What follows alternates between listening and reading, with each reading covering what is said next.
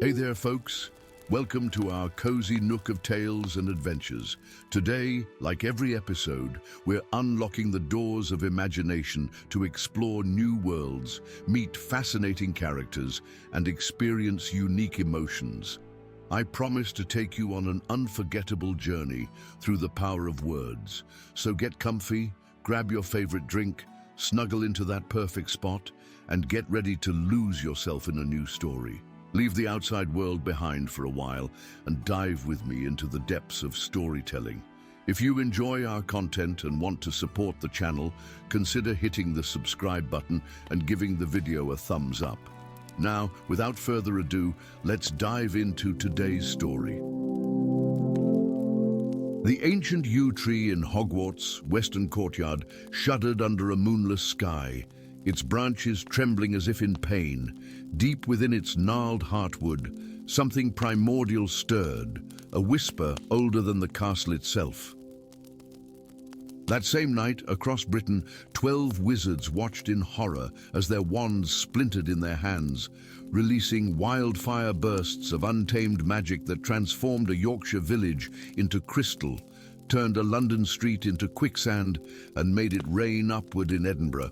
Lyra Ollivander stood amid the wreckage of her family's shop in Diagon Alley, surrounded by broken glass cases and thousands of wand boxes thrown from their shelves. Her slender fingers traced the blackened scorch marks on the ancient counter where generations of wand makers had matched wands to wizards. The destruction looked random to untrained eyes, but Lyra saw the pattern. Only the oldest wands, those crafted from the most ancient trees, had self-destructed. "It's calling them home," she whispered, cradling her own wand. 13 inches of silvery wood taken from Hogwarts, ancient yew when she was just 11. Even now, it hummed in her palm with an unfamiliar resonance, like a tuning fork struck by an invisible hand. The ministry officials had come and gone, leaving behind parchment forms and empty promises. They called it magical decay, a technical malfunction to be studied by their Department of Magical Accidents, but Lyra knew better. Wands didn't simply break, they were breaking free. Professor Augustus Thornfield's black robes billowed like storm clouds as he strode across Hogwarts' entrance hall, silver-streaked hair framing a face carved by decades of skepticism. When Headmistress McGonagall had announced Lyra Ollivander's imminent arrival, his perpetual frown had deepened into something resembling disdain. "The Ollivanders have always treated symptoms rather than causes," he declared to the assembled faculty. Did they peddle sticks while keeping the true nature of Wandlore to themselves? Now, watching the young wandmaker ascend the castle steps, Thornfield saw not the renowned artisan, but the great-granddaughter of Gervase Ollivander, the man who had once refused to answer his most pressing questions about the consciousness of wands. "Miss Ollivander," he said with cold formality. "How curious that you seek answers at Hogwarts rather than in your family's closely guarded secrets." Lyra met his gaze with quiet determination. "Professor Thornfield, some secrets reveal themselves only where they were first born." Behind them, the castle doors creaked closed with unusual heaviness, as if the ancient fortress itself was holding its breath. The Hogwarts library at midnight was a cathedral of whispers. Lyra sat surrounded by ancient tomes, their leather bindings exhaling the scent of centuries, while outside her circle of candlelight, shelves stretched into shadow like petrified sentinels. She had been searching for hours when heavy footsteps announced an unwelcome interruption. "Libraries closed, even for distinguished guests," came a gravelly voice. Lyra turned to find a barrel-chested man with calloused hands and no wand in sight.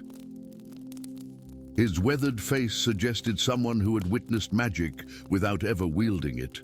"Magnus Ironwood," he introduced himself, "caretaker of this chamber of secrets and lies." He gestured toward her research with a knowing glint in his eye. Won't find the truth in those. Wizards are good at writing histories that flatter themselves. Something about his certainty made Lyra pause. And where would I find it? Magnus produced a ring of ancient keys. Some truths are kept under lock and key, like the fact that wands aren't tools, they're prisoners. The chamber beneath the trophy room had been sealed for centuries, its entrance concealed behind a tapestry depicting the founding of Hogwarts. As Magnus's key turned in the forgotten lock, dust motes danced in the wandlight, swirling like miniature galaxies around them. Found this place 30 years ago, Magnus explained, leading Lyra down worn stone steps, started collecting what others discard. The chamber opened into a circular room where hundreds of broken wands lay arranged in concentric circles, each one pointing toward a central pedestal. In the still air, Lyra could have sworn she heard them singing, a mournful chorus of wood and core in perfect, haunting harmony. They speak to each other, Magnus said, watching her reaction, even in death. They're not dead, Lyra whispered, feeling the resonance with her own wand growing stronger. They're waiting. A soft voice from the doorway startled them both. I hear them too, all through the castle walls. A young girl stood silhouetted against the dim light of the passage, her Ravenclaw robes neat despite the late hour. Her eyes, unnaturally bright, reflected the wandlight like pools of liquid silver. Estella Blackwood, Magnus sighed. Our resident eavesdropper. I follow the voices, the girl corrected, stepping into the chamber without invitation. They've been getting louder since the solstice. She turned to Lyra with unsettling directness. Your wand, it's from the old tree. That's why you're here. They're waking up because the balance is breaking. In the ghost-quiet hours before dawn, Lyra finally found it. Her great-grandfather's journal hidden inside a hollowed-out copy of magical hieroglyphs and logograms. The cramped handwriting filled page after page with observations that made her blood run cold. May 12, 1903, conducted experiment with heartwood from ancient standing stones. The resulting wands display unprecedented sentience. They select their wizards with far more agency than others. I believe they are not inert vessels, but conduits, connecting to something vast. December 21st, 1909, encountered members of the Order of the Thorn. They seek to sever what they call the tether, the connection between our wands and their primordial source.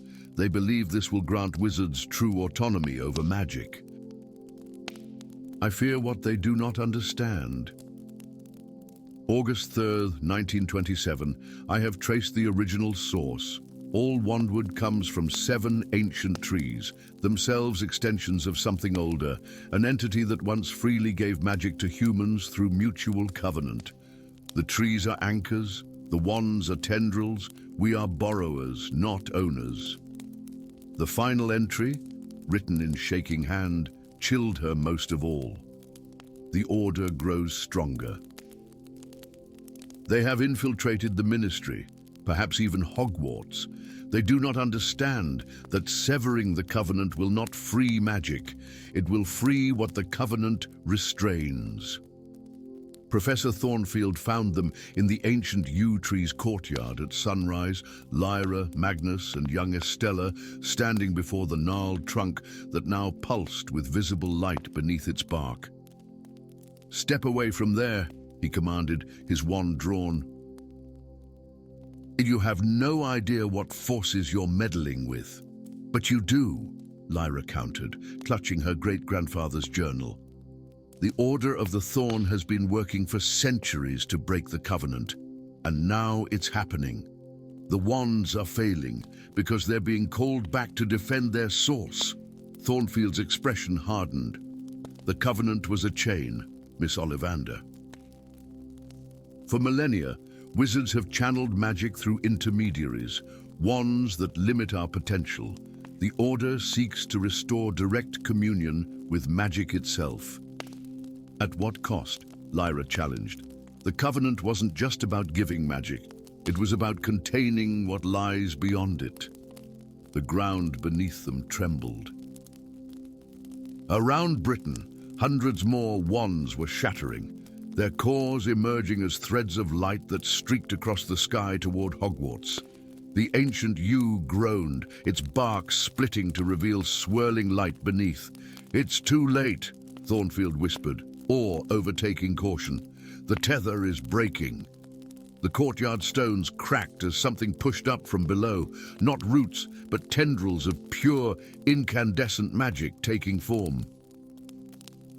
Where they touched air, they shaped themselves into creatures of legend, phoenixes, dragons, beings of light and power that had been mere echoes in wizards, imaginations, now materializing as the original templates for all magical beings.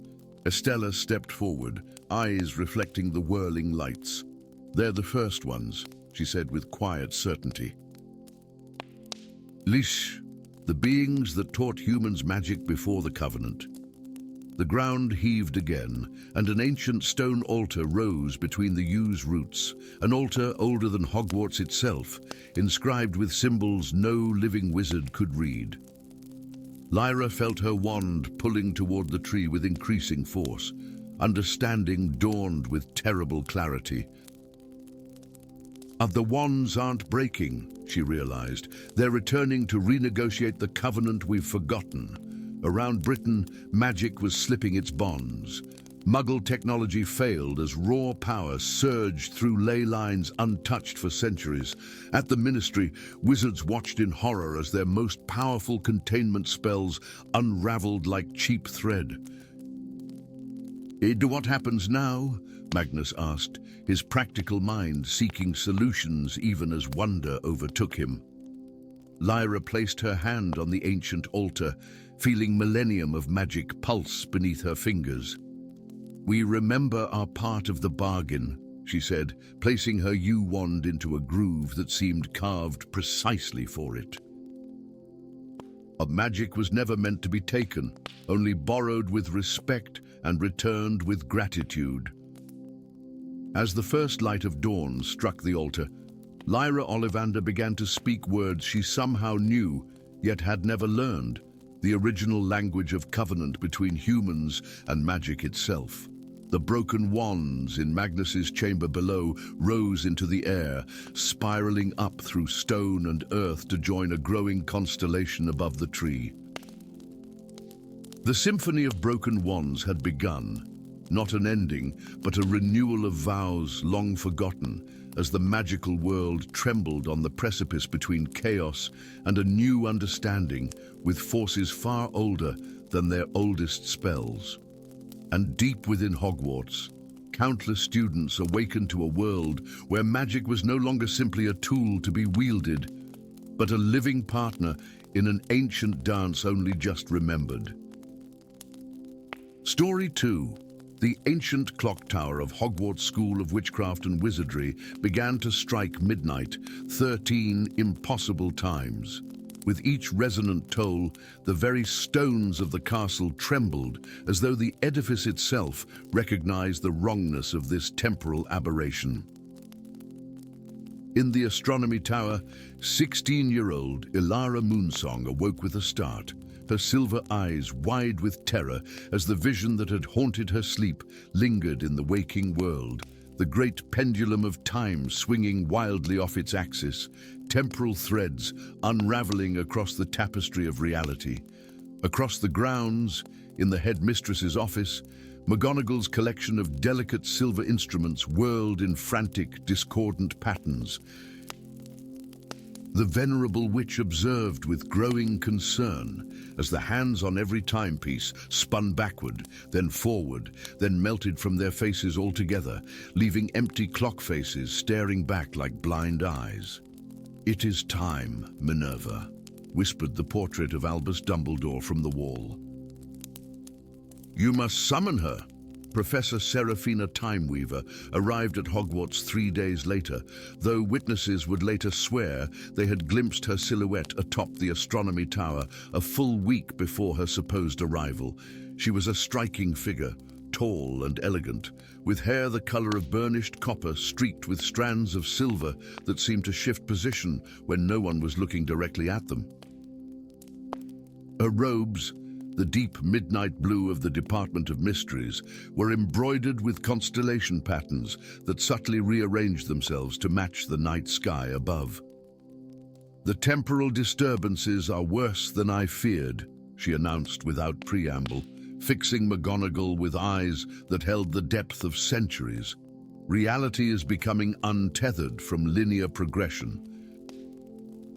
I've already encountered 3 students who claim to have seen themselves studying in the library tomorrow." McGonagall's thin lips pressed together.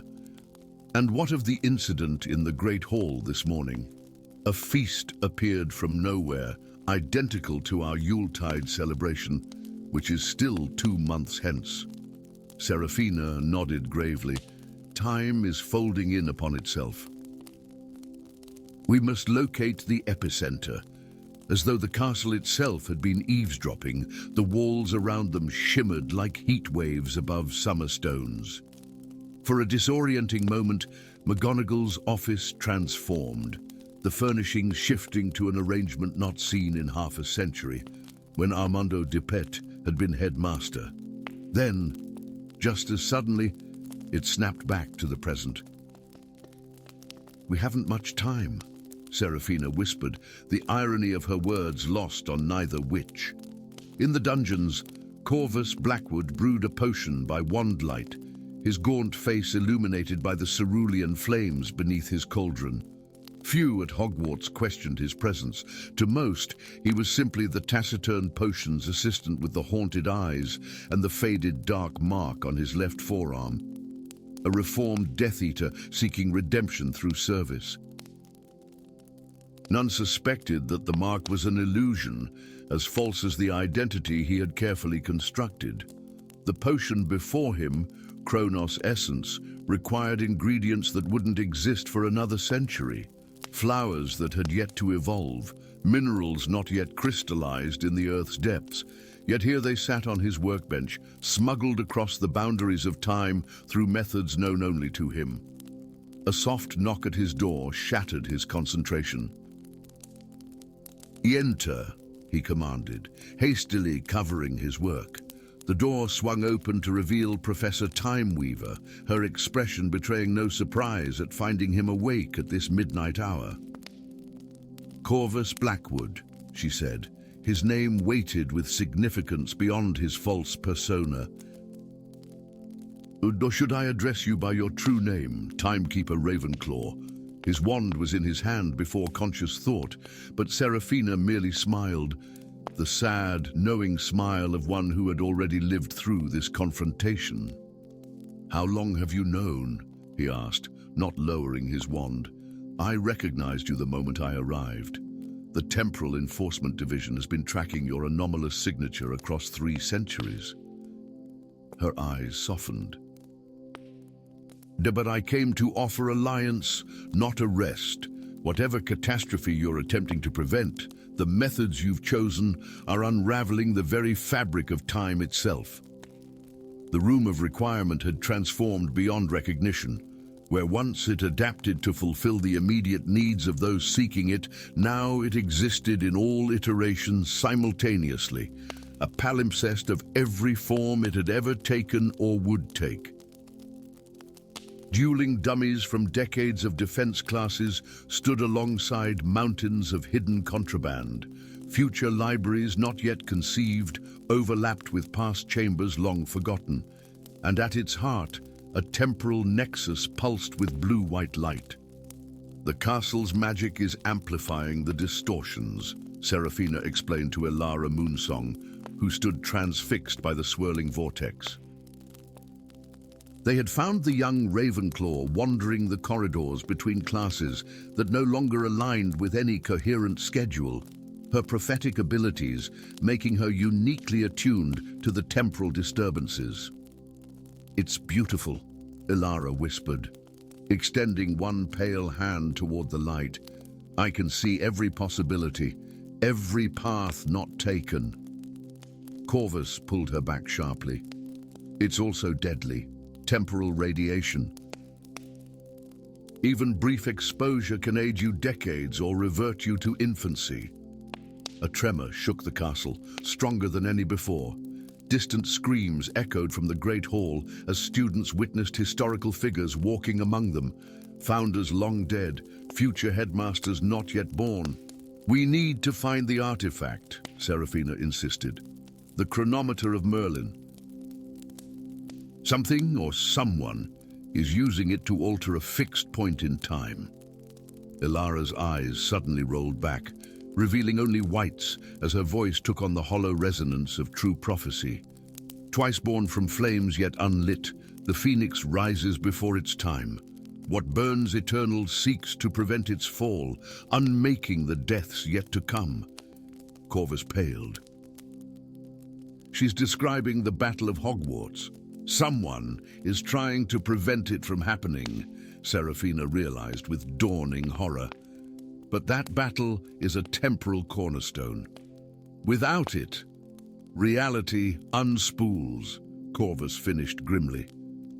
They found Professor Bathsheba babbling in the astronomy tower, the chronometer of Merlin suspended before her in a complex web of runic magic. The ancient artifact, a sphere of crystal and gold containing what appeared to be a miniature galaxy, pulsed with power never meant for mortal hands to wield. Professor Babbling, Ilara called out uncertainly. The ancient runes professor turned, her eyes wild with grief and determination. Around her neck hung a time-turner, unlike any they had seen, its hourglass filled with swirling phoenix ash instead of sand. I've seen what's coming, Babbling said, her voice cracking. The Battle of Hogwarts. So many children dying needlessly. Fred Weasley, Colin Creevey, Lavender Brown, 50 others whose names history won't even remember properly. She gestured to the chronometer. With this, I can ensure it never happens. You don't understand. Seraphina stepped forward cautiously. That battle is a fixed point. It cannot be undone without catastrophic consequences. I've calculated the risks, Babbling insisted. One small change, Dumbledore survives, warns them properly about the Horcruxes, and creates a paradox that's already unraveling reality, Corvus interrupted harshly. Look around you, Professor. Time itself is fracturing. Behind them, the doorway to the astronomy tower flickered, showing the same room in different eras, scorched from battle, then pristine, then non-existent, as the tower itself hadn't yet been built. Babbling's expression hardened. Better a new reality than one built on children's corpses. Her hand moved toward the chronometer, but Ilara lunged forward with unexpected speed, her prophetic mind calculating trajectories of possibilities in an instant. You've already tried 7 times, she cried. I've seen each iteration in my dreams, each attempt creating more fractures. The professor faltered, doubt crossing her face for the first time. How could you know that? Because time isn't linear, Seraphina explained gently. Ilara doesn't just see the future, she sees all potential futures, including the ones you've created and erased. A terrible comprehension dawned on Babbling's face, the students reporting seeing themselves. Temporal echoes, Corvus confirmed. Remnants of timelines you've already altered and collapsed. The astronomy tower shuddered as another, stronger tremor shook the castle. Through the windows, they could see the forbidden forest phasing through seasons in minutes. Snow falling on summer leaves, spring flowers blooming through autumn decay. It's accelerating, Seraphina said urgently. We haven't much time. Babbling looked down at the chronometer, tears streaming down her weathered face.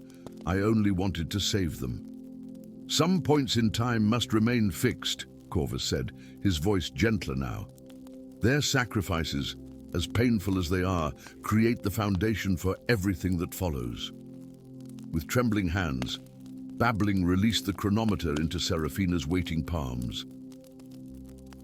The temporal expert worked quickly, her fingers dancing through complex patterns as she recalibrated the ancient device. "Stand close," she instructed the others. "When I activate it, we'll have one chance to reset the timeline." Ilara suddenly gasped, her silver eyes wide. "The castle! It's remembering!" Around them, Hogwarts groaned like a living entity awakening. The very stones began to glow with ancient magic as the castle itself, sentient in ways few had ever suspected, recognized the threat to its existence. Suits of armor throughout the corridors stood at attention, portraits emptied as their subjects fled to unknown sanctuaries, and the ghosts converged in silent witness. Seraphina placed the chronometer in the exact center of the astronomy tower and motioned everyone back. With a complex wandwork few living wizards could comprehend, she activated Merlin's ancient device. "Tempus restituendum," she intoned. The chronometer rose into the air, spinning faster and faster until it became a blur of golden light. From it, waves of temporal energy radiated outward, washing over the castle in expanding rings. Where they passed, reality stabilized. Clocks resumed their proper rhythm, displaced objects returned to their correct locations, and the spectral images of past and future faded from view. As the final wave reached the edges of the Hogwarts grounds, the chronometer gave one final pulse of brilliant light, then gently lowered itself into Seraphina's waiting hands, dormant once more. For a moment, no one spoke, each lost in the weight of what had nearly been lost, and what had been sacrificed in timelines now unmade. "Will anyone remember?" Ilara finally asked, her young voice breaking the silence. Seraphina gazed at the now peaceful grounds visible through the tower windows, where students were already returning to their ordinary patterns, blissfully unaware of how close their reality had come to unraveling completely. "Odo, you will," she said softly, "and we will. Time weavers always remember the patterns that might have been." Her gaze turned to Professor Babbling, who stood silent with the weight of understanding etched on her face. "Some burdens we bear, so others need not." Above them, the stars continued their ancient procession across the heavens, cosmic timepieces that had witnessed the rise and fall of civilizations, unchanging and eternal. And below, in the heart of Hogwarts Castle, the great clock resumed its steady rhythm, marking the moments of a timeline once again flowing true. Story 3. The ancient stones of Hogwarts trembled beneath a sky painted in flames. From the highest tower of the castle, Headmistress Helena Hawthorne observed with thinning lips as a third dragon, this one a massive Norwegian ridgeback with scales like burnished copper, circled above the forbidden forest before descending into its darkest heart. Its mournful cry echoed across the Scottish Highlands, a sound not heard in these parts for centuries. 3 dragons in as many days. Not since the Triwizard Tournament of 1994 had a dragon been seen near Hogwarts, and never had they come unbidden, unbound, seeking the forest of their own accord. Something was calling them, drawing them like moths to a flame that only they could perceive. "Merlin preserve us," whispered Professor Flitwick, his ancient voice quavering as he stood beside the headmistress. "But that makes 7 altogether." Helena's fingers tightened around the letter she'd received that morning, bearing the purple wax seal of the Ministry of Magic. "The Ministry is sending him," she said, unable to keep the bitterness from her voice. "Lord Dragonheart arrives tomorrow." The diminutive charms professor paled visibly. "A dragon mage." "But I thought their line had ended." The last of them, Helena confirmed, her steely eyes never leaving the forest where smoke now rose in thin tendrils. And he'll do what dragon mages have always done: hunt, kill, mount their heads as trophies. What she didn't say, what she couldn't bring herself to voice aloud, was the real reason for her dread.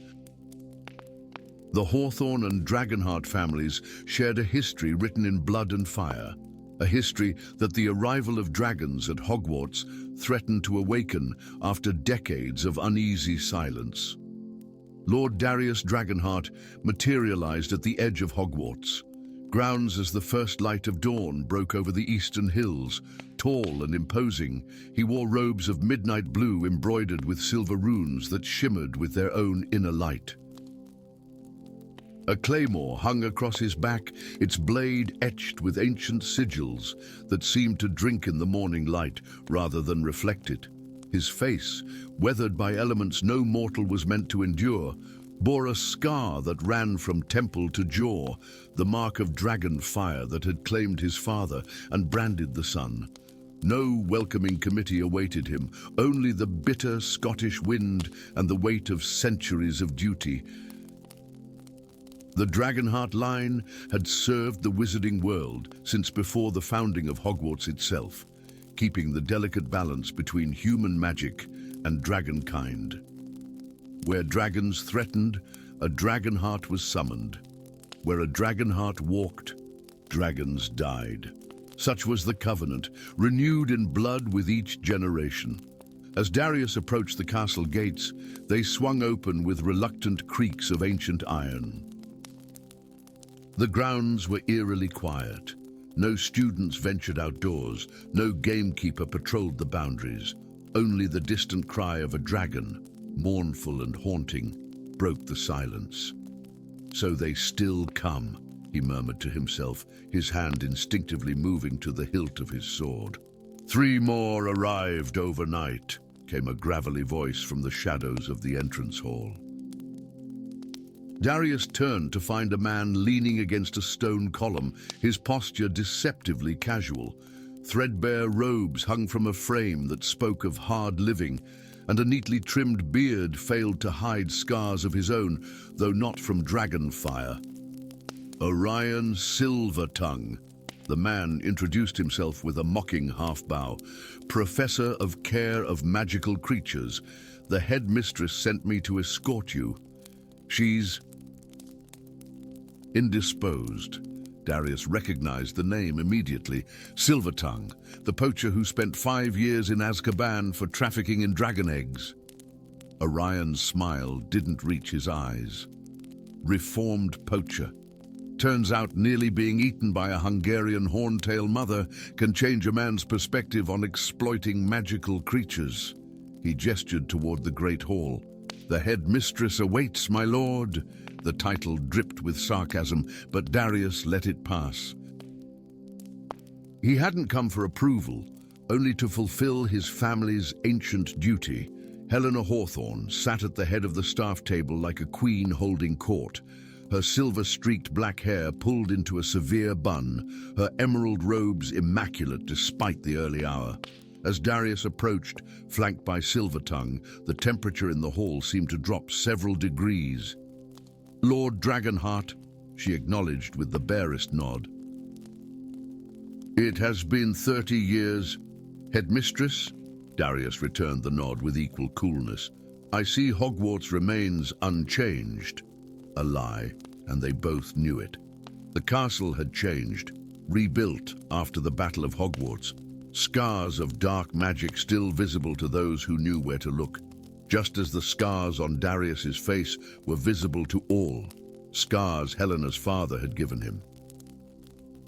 10 dragons now gather in our forest," Helena said, dispensing with pleasantries. "They harm no one, threaten nothing, yet the ministry sends a Dragonheart. History repeats itself." Darius met her gaze unflinchingly. "Dragons do not gather without cause, headmistress. They are solitary creatures by nature.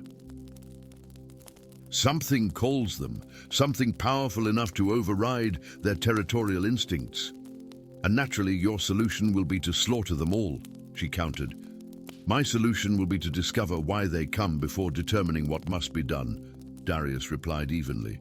I require access to the forest and a guide who knows its paths. Helena's lips thinned further. Professor Silvertongue will accompany you. As will this student. She gestured to a corner of the hall where a young girl waited quietly. Miss Freya Wildblood, 7th year. She has certain abilities that may prove useful. The girl stepped forward, her Hufflepuff robes hanging loosely on her slight frame. But what caught Darius's attention were her eyes, amber with vertical pupils, more feline than human. Beast Speaker, Darius recognized immediately. Such individuals were rare, those born with the innate ability to sense the emotions and intentions of magical creatures. Rarer still were those who could communicate with the creatures directly. Freya met his gaze without flinching. The dragons are afraid, Lord Dragonheart, she said without preamble. They don't come to threaten. They come seeking sanctuary. The Forbidden Forest had always been a place of secrets, but as Darius followed Silvertongue and Wildblood along its winding paths, he sensed something had fundamentally changed. The ancient trees seemed to lean inward, their branches stretching toward the center of the forest like gnarled fingers pointing the way. The usual sounds of the forest, the chittering of bowtruckles, the distant hoof-falls of centaurs, were absent, replaced by an oppressive silence broken only by their own footsteps on the leaf-strewn ground. They gather by the ancient circle, Freya explained quietly, her strange eyes constantly scanning the canopy, a ring of standing stones that predates even Hogwarts itself. The Merlin Circle, Darius murmured. Ah, my grandfather spoke of it. Silvertongue glanced back sharply. You know of it. The Dragonheart grimoires speak of 7 sites across Britain where the veil between worlds grows thin. The Merlin Circle is one such place, a seal upon something older than wizard kind. Darius's hand drifted again to his sword hilt. If dragons gather there. A roar split the air, so close it rattled leaves from branches above. Through the trees ahead, a massive shape moved, iridescent scales catching what little sunlight penetrated the canopy. Hebridean black, Silvertongue identified in a hushed voice. Female, ancient by the size. They're normally territorial to the extreme. Should be trying to kill any other dragon within 50 leagues. Instead, the massive dragon merely turned her purple eyes toward them, regarding the humans with what Darius could only describe as weary acknowledgement before continuing on her path. The same direction they traveled. She knows why we're here, Freya whispered. They all do. The clearing, when they reached it, stole the breath from Darius's lungs. The Merlin Circle stood in its center, 7 megalithic stones arranged in a perfect circle, each carved with runes that pulsed with faint blue light. But it was what surrounded the circle that made even the hardened dragon mage pause in awe. Dragons, not 10 as Helena had reported, but 14, every native British species represented, along with several from continental Europe. They lay in concentric circles around the standing stones, their massive bodies unnaturally still, eyes fixed upon the center of the circle where the ground appeared to pulse with a sickly red glow. By all that's magical, breathed Silvertongue. It's a dragon conclave. I never thought I'd see one in my lifetime. The seal weakens, Freya said, her voice distant, as though repeating words spoken directly into her mind. They feel it. The Ancient One stirs in its prison. Darius approached the edge of the clearing cautiously. None of the dragons moved to attack, though several turned their ancient eyes to watch his progress. Their acceptance of his presence defied everything he knew about dragon behavior, everything his family had recorded over centuries of hunt and slaughter. As he neared the innermost ring of dragons, the largest, an iron belly with scales like tarnished silver, lifted its massive head. Dragonheart, it rumbled in the ancient draconic tongue, a language Darius had been born with the ability to understand. The mark of his bloodline, you come as the prophecy foretold. The slayer who must choose between old oaths and new truths. Darius felt the weight of 14 draconic gazes upon him, along with the confused stares of Silvertongue and Freya, who could not understand the dragon's speech. "What seal fails?" Darius asked in the same tongue, words his throat was never meant to form, burning like fire as he spoke them. "What ancient one?" The iron belly's enormous eyes blinked slowly. "The first worm, the devourer.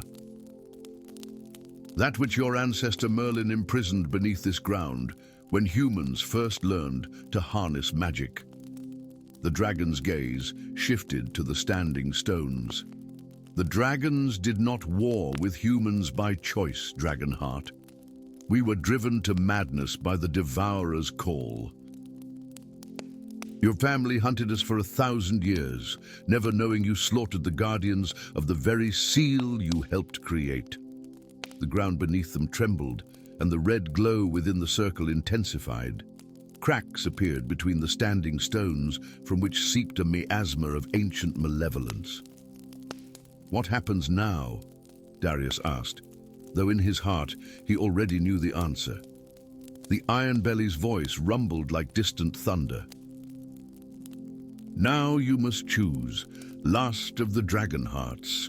Continue your family's legacy and slaughter us all, leaving none to stand against what comes, or break the covenant written in blood and join with those your line has hunted since time immemorial." As if in response to the dragon's words, Darius's sword hummed against his back, ancient magic awakening within the blade, forged to kill dragons, and only dragons.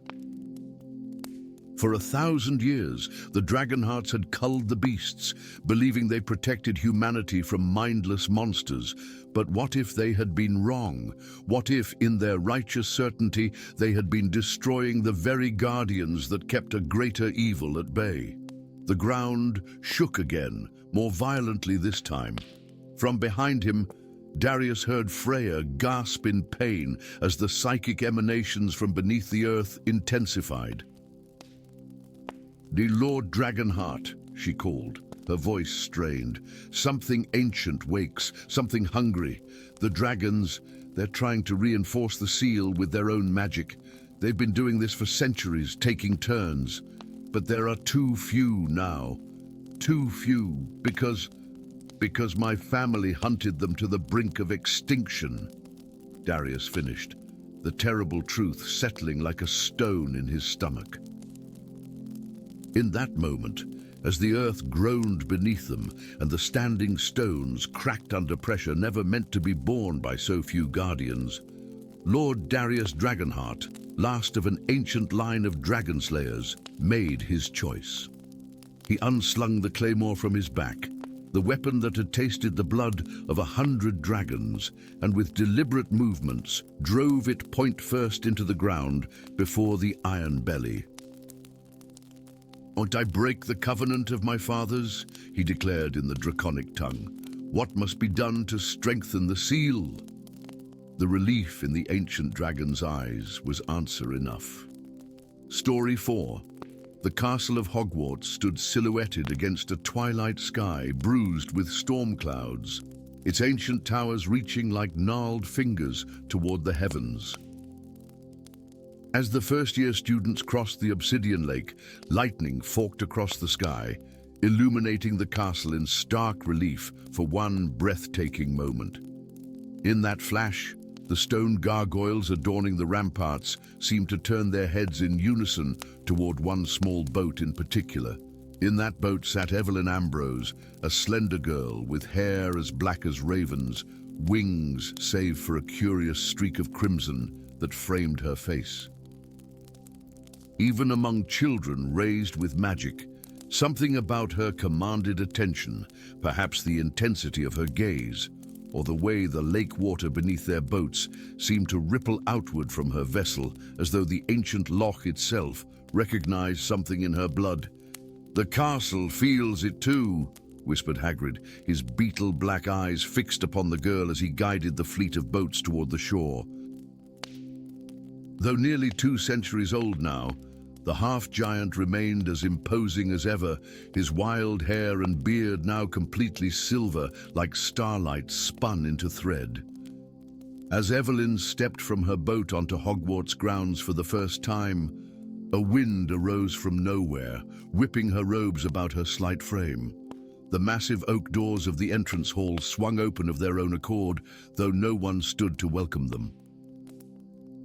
From inside, the portraits lining the grand staircase leaned forward in their frames, whispering to one another in hushed, urgent tones. "Remarkable," murmured Professor McGray, the deputy headmistress who awaited them in the entrance hall. "The castle hasn't greeted a student like this since." Her voice trailed off as her eyes widened in sudden recognition, or perhaps fear. The great hall fell silent as the sorting hat was placed upon Evelyn's head, the last of the first years to be sorted. The enchanted ceiling above reflected not the storm outside, but a sky divided, half filled with Gryffindor crimson and gold stars, half with Slytherin emerald and silver constellations, the two halves engaged in what appeared to be celestial combat. Upon the girl's head, the ancient sorting hat went rigid. Then, for the first time in 1,000 years of sortings, it began to tremble. "Impossible!" it muttered, its voice uncharacteristically uncertain. "Two bloodlines that cannot, should not, must not coexist." The silence in the hall deepened as students from all 4 houses leaned forward. Even the ghosts, normally drifting aimlessly during the feast, hovered in place, translucent faces frozen in expressions of shock. "De Gryffindor!" the hat suddenly shouted, then immediately, "Slytherin!" Gasps erupted throughout the hall. Professor Winterwood, the tall, gaunt charms professor known for his perpetually calm demeanor, rose from his seat at the head table, amber eyes wide with disbelief. "Both and neither," the hat continued, its voice rising to a near screech. "A die cannot sort the unsortable." With that final pronouncement, the hat went limp, sliding from Evelyn's head to the floor where it lay motionless, as though the magic animating it for a millennium had finally been exhausted.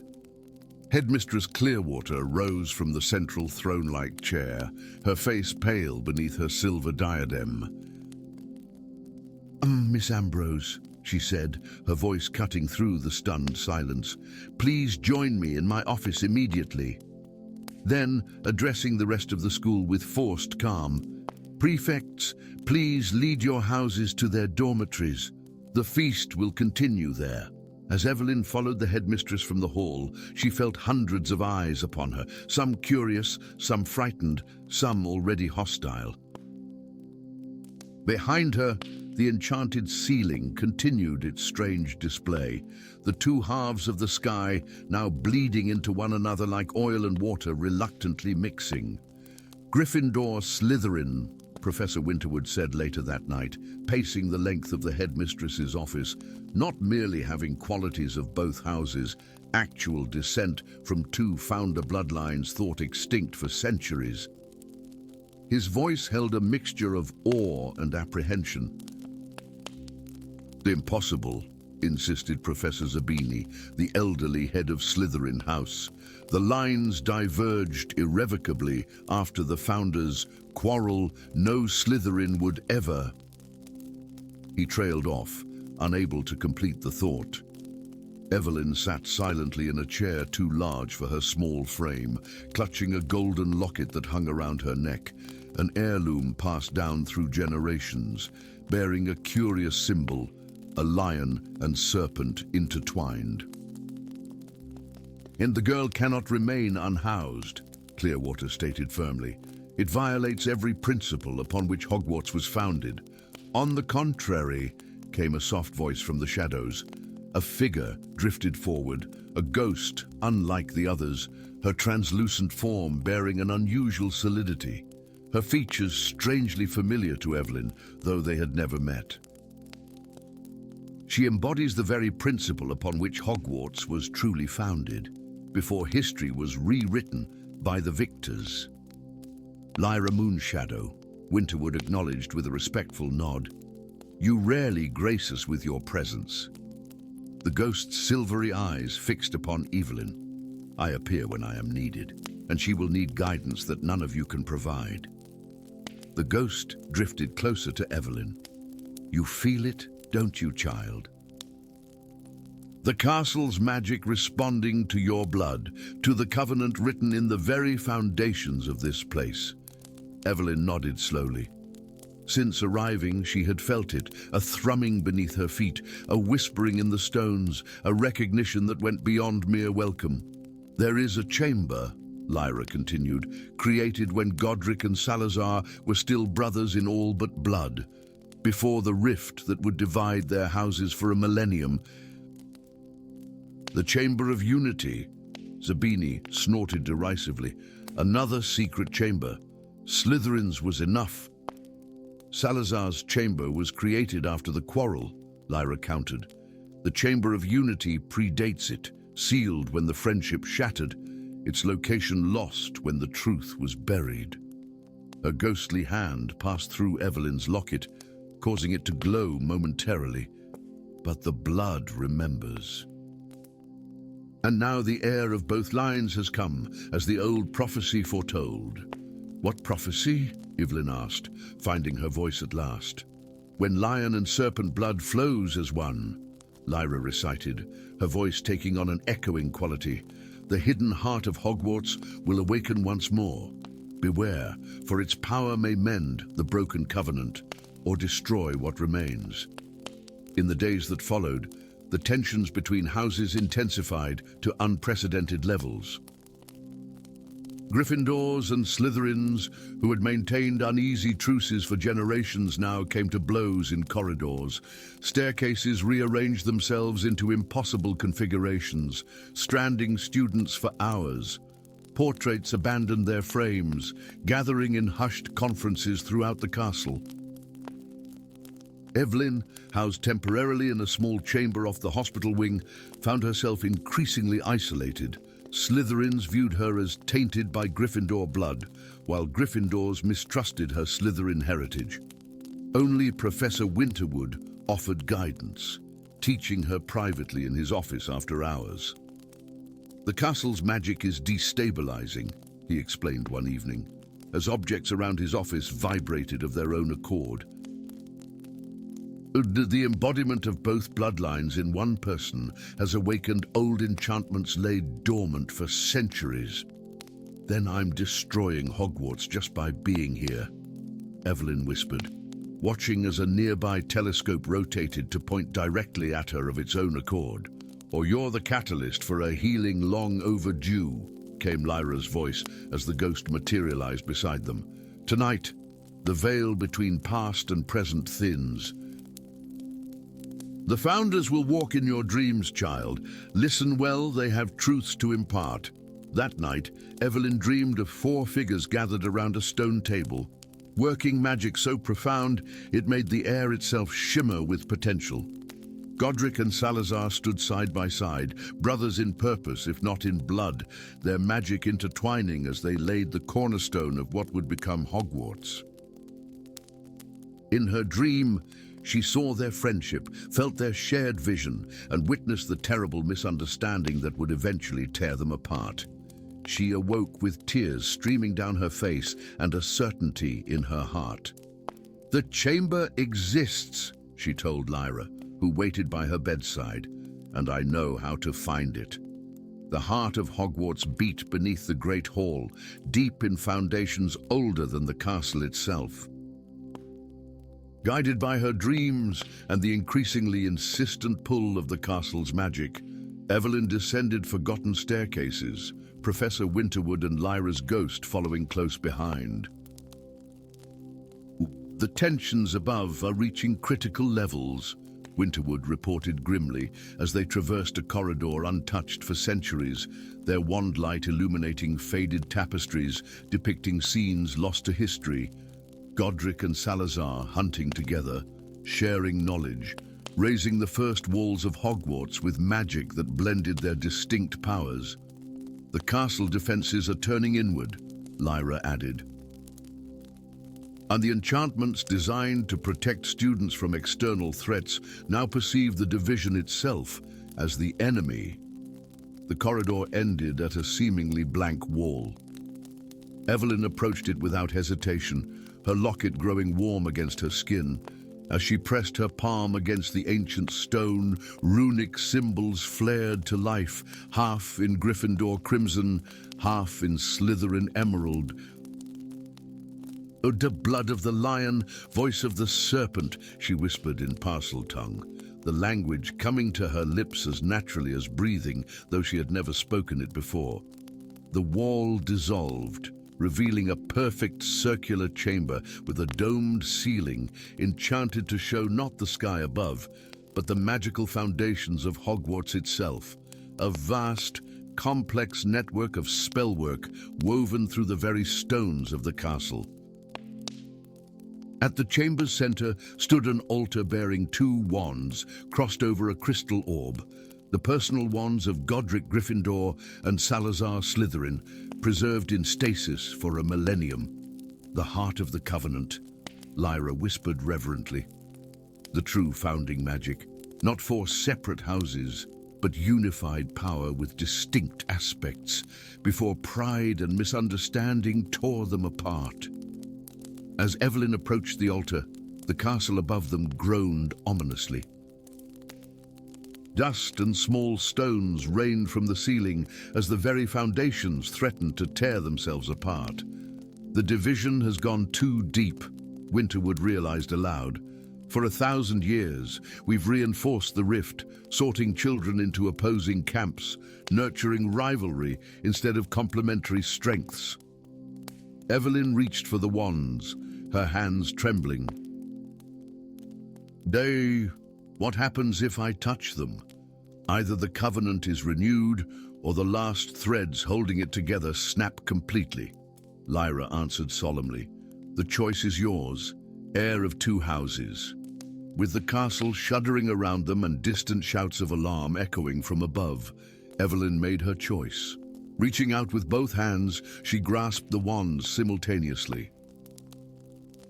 Magic surged through her, not the controlled power channeled through a single wand, but raw, primordial energy that lifted her feet from the ground as crimson and emerald light spiraled around her body. The crystal orb between the wands pulsed with blinding radiance as the centuries-old enchantment activated. Above them, throughout Hogwarts, students and teachers froze as the stones beneath their feet grew warm. The house banners in the Great Hall shimmered and changed, not vanishing, but subtly transforming as golden threads appeared, connecting each banner to the others in an intricate pattern of unity. In the chamber, Evelyn's voice rang out with the power of founders, blood, as she spoke the words that came to her through centuries of magical inheritance. 4 houses, 1 Hogwarts, different paths to common purpose. The covenant is renewed.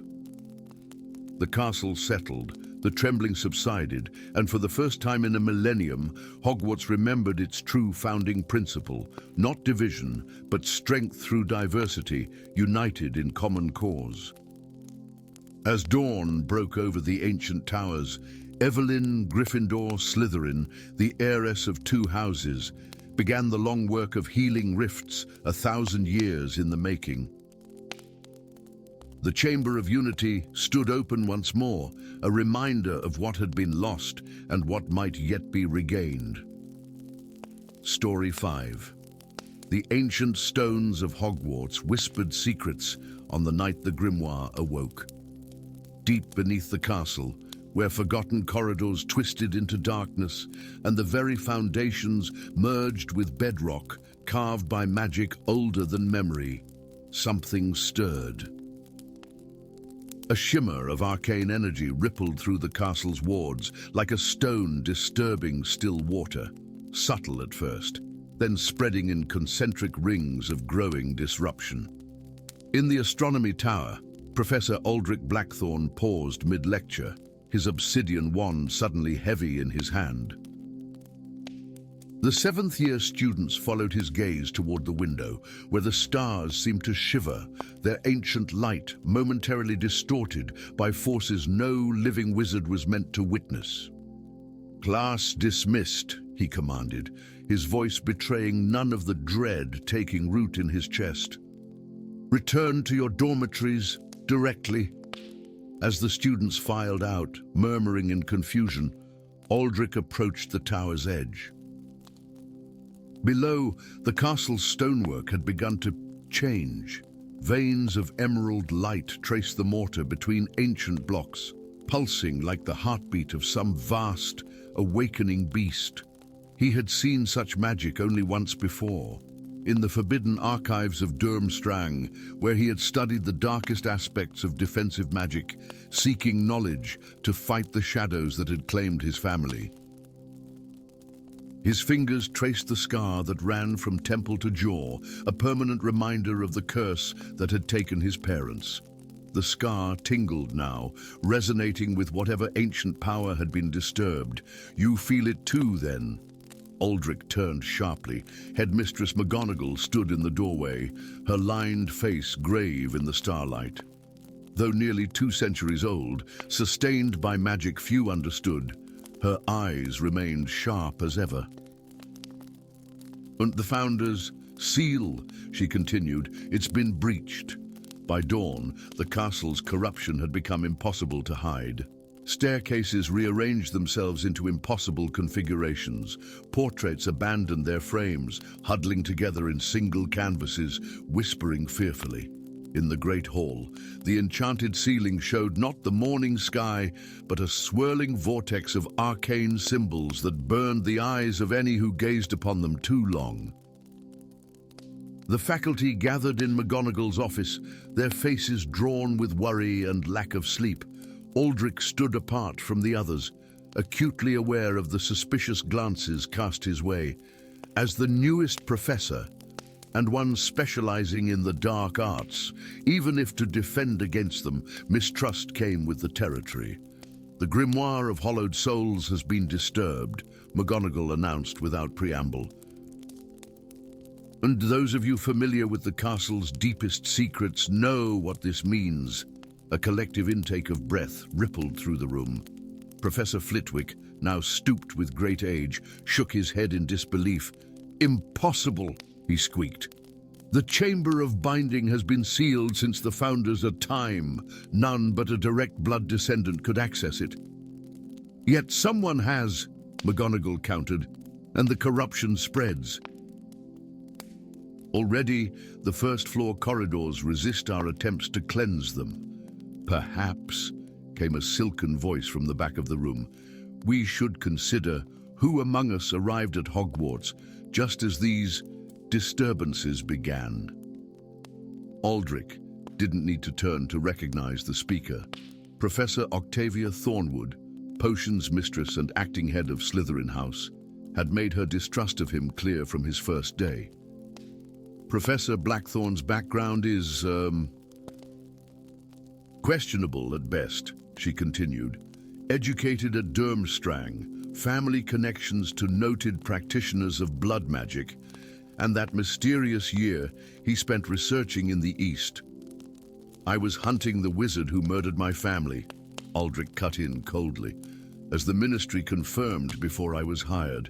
"The timing remains suspicious," Thornwood pressed. "The grimoire awakens months after you join our faculty." McGonagall raised a hand for silence. "And accusations without evidence help no one. The Chamber of Binding must be accessed directly. Professor Blackthorne, as our defense against the dark arts expert, you will lead the investigation." Her gaze swept the room. Professor Thornwood will accompany you, as will Professor Longbottom. Neville Longbottom, his once round face now weathered by decades as Hogwarts herbology master, nodded grimly. Though elderly, the hero of the Battle of Hogwarts remained a formidable wizard. As the meeting dispersed, Aldrich found his path blocked by Thornwood's tall figure. "I'll be watching you, Blackthorn," she murmured, her voice pitched for his ears alone. "Your secrets won't remain buried long." If only she knew how right she was, and how wrong. The corruption had reached the 3rd floor by nightfall. Green fire burned in sconces, casting sickly light over stone that writhed like living flesh. The 3 professors moved cautiously through corridors that no longer matched any known floor plan of Hogwarts. "The castle is being remade," Neville observed, touching a wall that pulsed beneath his fingertips, reshaped by whatever magic escaped the chamber. "Or by whoever released it," Thornwood added pointedly. Aldrich ignored the barb, his attention fixed on the shifting patterns beneath their feet. Something about them seemed almost familiar, like words in a language he had once known, but since forgotten. "We need to descend," he said suddenly. "The Chamber of Binding isn't on any known level. It exists between the castle's foundations and the earth itself." Thornwood arched an eyebrow. "Door, and how would you know this?" Before Aldrich could respond, the floor beneath them dissolved. They plummeted through sudden darkness. Thornwood's scream and Neville's shouted spells swallowed by the void. Aldrich felt magic surge through his veins, instinctive, powerful, and definitely not something he wished to reveal to his colleagues. They landed hard on smooth stone, the impact cushioned by Neville's hasty cushioning charm. Around them stretched a vast, circular chamber, its walls carved with runes that shifted and changed like living things. At its center stood a pedestal of black marble, atop which rested a book bound in what appeared to be scales rather than leather. The grimoire of hollowed souls. Already partially open, green-gold light spilled from between its pages, feeding the veins of corruption creeping up the chamber walls toward the castle above. "Seal the book!" Thornwood cried, raising her wand. "Wait!" Aldrich shouted, but too late. Her binding spell struck the grimoire and rebounded with devastating force. Thornwood flew backward, striking the chamber wall with a sickening crack before sliding motionless to the floor. Neville rushed to her side while Aldrich approached the pedestal cautiously. The grimoire's pages turned of their own accord, the light pulsing in time with the castle's corruption. "It's searching," came a voice from the shadows, "for minds open to its influence, for the blood of those who bound it." Aldrich spun, wand raised, as a figure stepped into the light. She wore emerald-trimmed robes that had gone out of fashion a century ago, her raven hair streaked with silver, her eyes haunted by knowledge no mortal was meant to possess. "Sylvia Nightshade," Aldrich breathed. "You're supposed to be dead." The witch's laugh held no warmth. Death becomes negotiable when one knows the right secrets. Her gaze flicked to Thornwood's crumpled form. "Your colleague was right to mistrust you, Blackthorn." Though not for the reasons she imagined. Neville rose slowly, positioning himself between Sylvia and the unconscious Thornwood. "You know each other." "We were rivals once," Aldrich admitted, "at Durmstrang." "We were more than rivals," Sylvia corrected, circling the chamber. "We were seekers of the same truth, the true history of Hogwarts and the threat it was built to contain." The grimoire's pages turned faster, the light growing blinding. Aldrich raised a hand to shield his eyes, feeling the scar on his face burn in resonance. "The founders created this book as a final defense," Sylvia continued. A repository for the magic needed to renew the seals containing what lies beneath Hogwarts, a power that predates wizard kind, that would consume our world if freed. The corruption, Neville said, understanding dawning. It's not from the book being opened, but from the book failing, Aldrich finished. The seals are breaking down after a millennium. Precisely, came another voice. This one male, cultured, and somehow familiar, though Aldrich was certain he'd never heard it before. From a previously invisible doorway stepped an elderly wizard in midnight blue robes embroidered with silver stars. His beard, white as fresh snow, was bound with rings of platinum. His eyes, however, burned with the vitality of youth and the cold calculation of a predator. Elminster Ravenclaw, Sylvia hissed, her wand appearing in her hand. Aldrich felt the blood drain from his face. Impossible. Elminster Ravenclaw died 5 centuries ago. History, the old wizard said with a dismissive wave, is written by those with the power to shape it.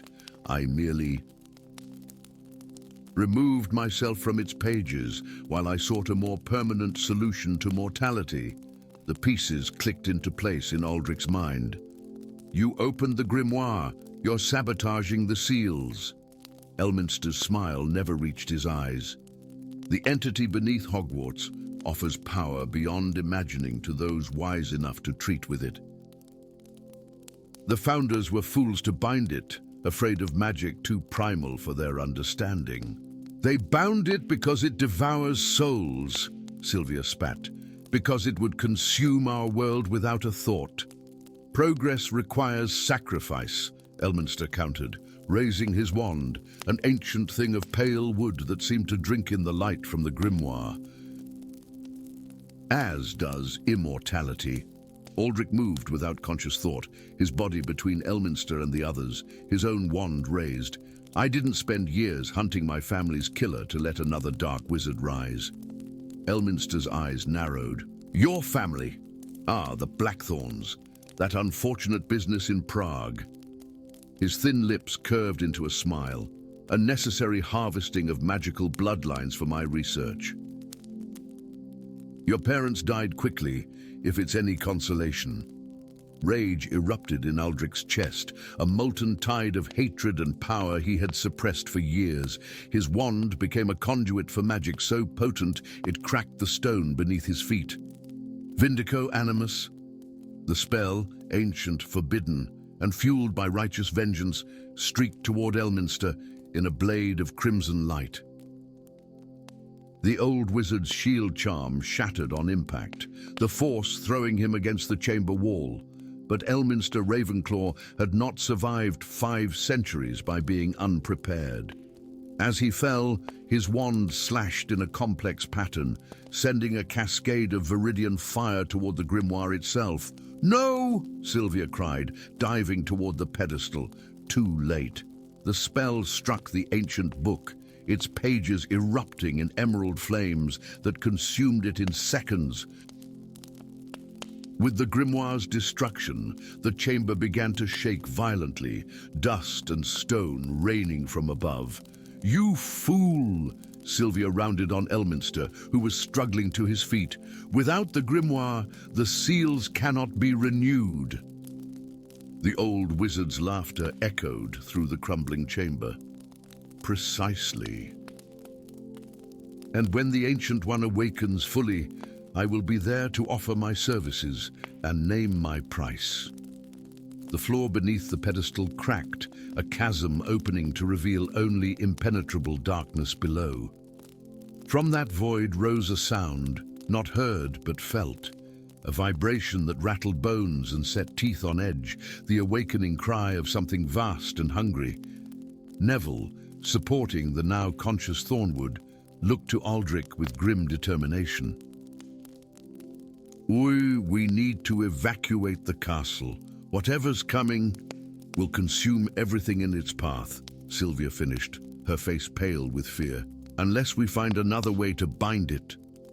Aldrich looked from the widening chasm to Elminster's triumphant face, then to the rival he had once hated but now needed.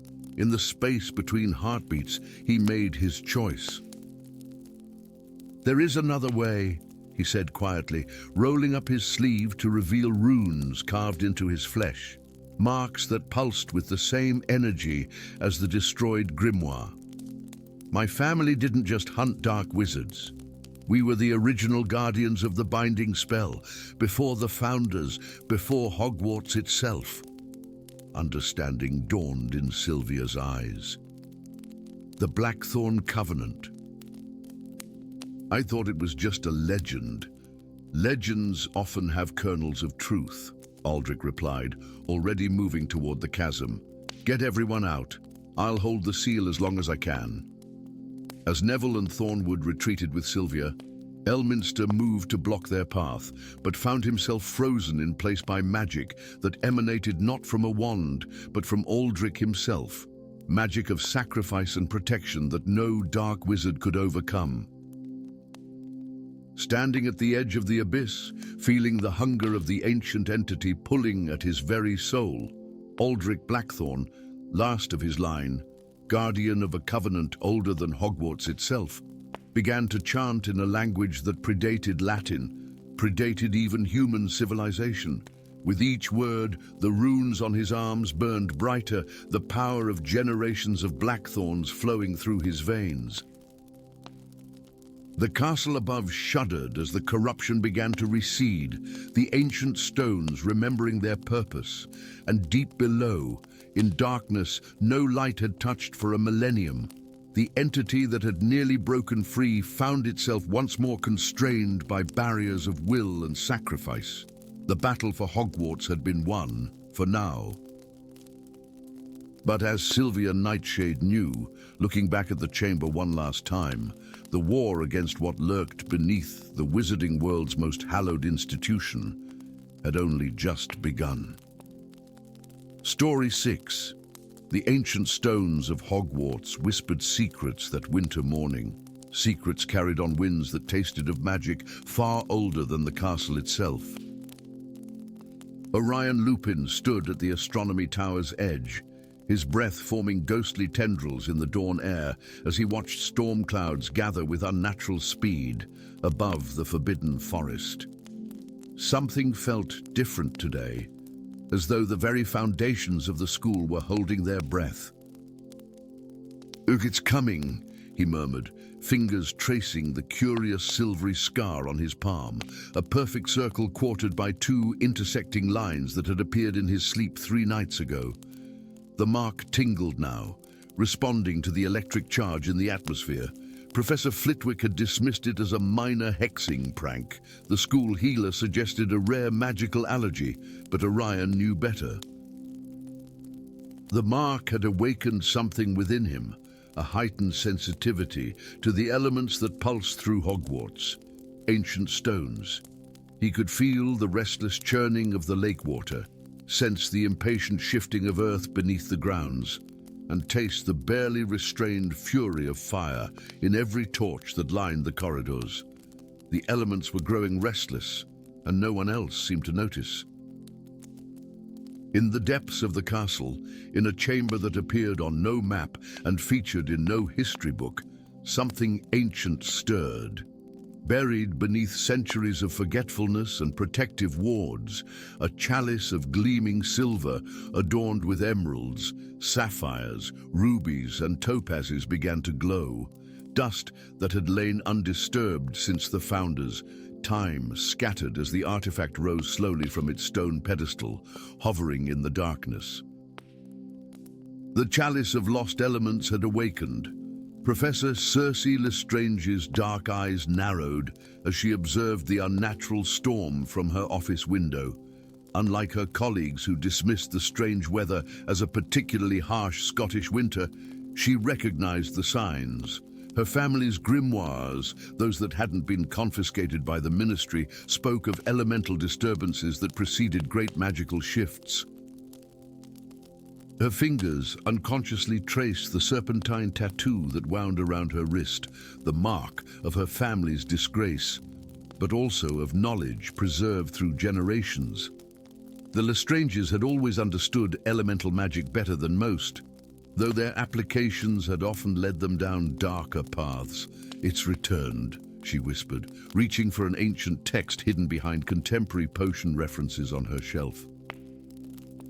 After all this time, the great hall's enchanted ceiling reflected the churning storm outside as students gathered for breakfast. Orion sat alone at the Hufflepuff table, absently stirring porridge he had no appetite for. The mark on his palm burned now, causing him to wince. "Are you all right?" asked a voice beside him. Celine Ravenclaw, a seventh-year prefect who claimed distant relation to the founder herself, slid onto the bench next to him. Her ice-blue eyes reflected concern. Before Orion could answer, a tremendous crack of thunder shook the hall. The enchanted ceiling darkened to an unnatural indigo, and for a moment, the floating candles extinguished. Several students screamed. In that moment of darkness, a silvery glow emanated from beneath Orion's sleeve, illuminating his shocked face. When the candles reignited seconds later, Headmistress McGonagall stood, her face grave. "All prefects, please escort your houses to their common rooms immediately. Staff, to me." As students rose in confusion, a second tremor shook the castle, not from above, but below. The floor beneath them rumbled and cracked, a fissure splitting the stone between house tables. "Earth and air," murmured Orion, his eyes wide. "Udi, they're awakening." From the staff table, Professor Lestrange's gaze locked with his, a flash of recognition passing between them. The castle transformed over the next 24 hours. Torrential rains lashed against the windows of Gryffindor Tower, while unexplainable fires erupted throughout the dungeons, forcing Slytherin students to evacuate to the Great Hall. The herbology greenhouses flooded when the normally placid lake surged over its banks, and tremors continued to destabilize the castle's foundations. Hogwarts was under siege from the very elements themselves. In the confusion, few noticed Professor Lestrange pulling Orion aside, her grip fierce on his arm. "Show me," she demanded, gesturing to his hand. Reluctantly, he revealed the quartered circle on his palm. "As I suspected," she whispered. "You've been chosen. Chosen for what? To serve as vessel." Her dark eyes softened with something like pity. "The chalice has returned, and it seeks its guardians." In Professor Lestrange's office, surrounded by ancient texts and artifacts that skirted the boundaries of forbidden magic, Orion learned the truth. Hogwarts was not built merely as a school, she explained, unrolling a parchment so old it threatened to crumble at her touch. It was constructed as a seal, a magical barrier over a nexus of elemental power. The founders created the Chalice of Lost Elements to harness and balance these forces. The parchment showed 4 figures, the founders, each channeling power into a central chalice. Slytherin commanded water, Gryffindor fire, Ravenclaw air, and Hufflepuff earth, continued Lestrange. Together, they established harmony. But they knew the balance would eventually shift. The chalice was designed to reappear when needed, to select new guardians who would renew the elemental bonds. Orion stared at his marked palm. "And I'm one of them, because I'm a Hufflepuff." Lestrange shook her head. "House affiliation matters less than your innate connection to the elements. You've always felt it, haven't you?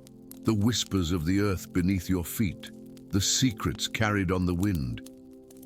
He couldn't deny it.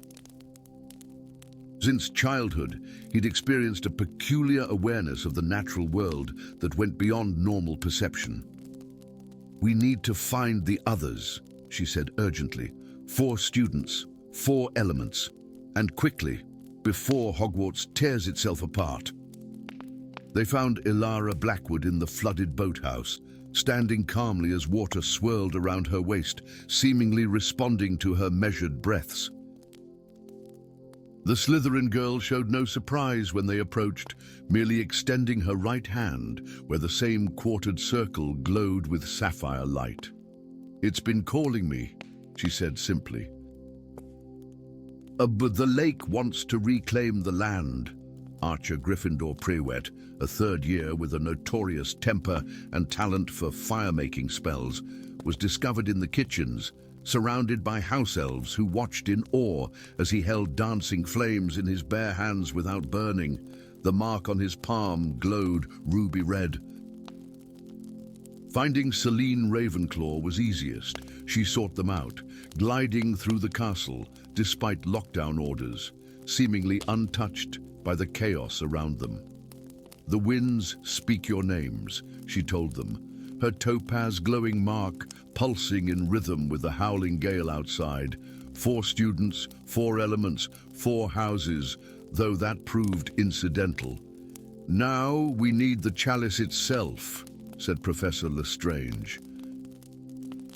The castle seemed to guide them, pathways shifting and staircases aligning to create a direct route to the heart of Hogwarts, a chamber none of them had seen before, hidden behind the stone gargoyle that usually guarded the headmaster's office.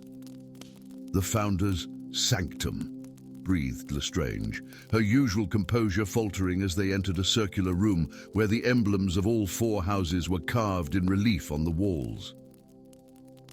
In the center, hovering above a stone pedestal, the chalice waited, silver and gleaming, each of its 4 sides adorned with a gemstone matching the colors now emanating from their palms. As they approached, the castle gave a tremendous shudder. Above them, they could hear the storm reaching deafening proportions. Beneath their feet, the stone groaned with the strain of containing powerful seismic forces. "Udais, the elements rage against their bonds," said Lestrange. "The chalice requires renewal of the pact." "What must we do?" asked Orion, feeling the earth calling to him more strongly than ever. "Join hands around the chalice," instructed Lestrange. "Let your elements flow through you into the vessel." They formed a circle, Orion, Ilara, Archer, and Selena, their marked palms facing inward toward the hovering chalice. As their hands joined, a shock of power coursed through them. "We are failing," whispered a voice that seemed to emanate from the castle itself. "You have forgotten our purpose." The walls around them shimmered, revealing 4 spectral figures watching with solemn expressions. The Founders themselves, preserved as magical echoes within their creation. "Hogwarts was never merely a school," spoke the shade of Helga Hufflepuff, her kind eyes fixed on Orion. "It was a guardian, a living entity sworn to protect the balance of magic in these isles. For centuries we have watched," continued Rowena Ravenclaw's spirit. "We have seen our purpose diminished, our warnings forgotten. The chalice returns not only to renew bonds," said Godric Gryffindor, "but to judge whether Hogwarts still serves its true purpose." Salazar Slytherin's apparition stepped forward. "The elements rebel because magic itself is unbalanced. Dark and light, creation and destruction, the equilibrium shifts dangerously." The 4 students stood transfixed as understanding dawned. Hogwarts wasn't just under attack from elemental forces, it was being tested. "The choice falls to you," said the Founders in unison. "Renew the bonds and accept the true guardianship of Hogwarts, or allow the elements to reclaim what was taken from them." Orion looked at his companions, at Ilara's determination, Archer's fierce courage, Celine's quiet wisdom, and knew there was only one choice. Meeting Professor Lestrange's gaze, he saw understanding there too. "We accept," he said firmly. "Then let the chalice judge your worthiness," intoned the spirits. The chalice rose higher, spinning slowly as it drew power from their linked hands. The gemstones flashed, emerald, sapphire, ruby, topaz, casting colorful light across the chamber walls. The castle trembled one final time, more violently than before. Then silence. The chalice descended, coming to rest not on its pedestal, but in Orion's outstretched hands. Its weight felt both impossibly heavy and surprisingly light. "The pact is renewed," whispered the fading spirits, "but changed. No longer will Hogwarts stand idle. Through you, it shall fulfill its purpose once more." As the apparitions vanished, the four students and Professor Lestrange felt the castle settling around them, not returning to dormancy, but awakening to new awareness. The storm outside calmed, the tremors stilled, the waters receded, and the fires dimmed to manageable warmth. Yet something fundamental had shifted. In accepting the chalice, they had awakened not just the elements, but Hogwarts itself. "What happens now?" asked Ilara, looking at the chalice still glowing in Orion's hands. Professor Lestrange's expression held both wonder and apprehension. "Now," she said quietly, "we remember what Hogwarts was truly built for. And we begin again." Outside, the first rays of dawn broke through the clouds, illuminating a castle that appeared unchanged to most eyes. But to 5 individuals bound by ancient magic, Hogwarts had never seemed more alive or more purposeful. The chalice of lost elements had found its guardians, and Hogwarts had remembered its soul.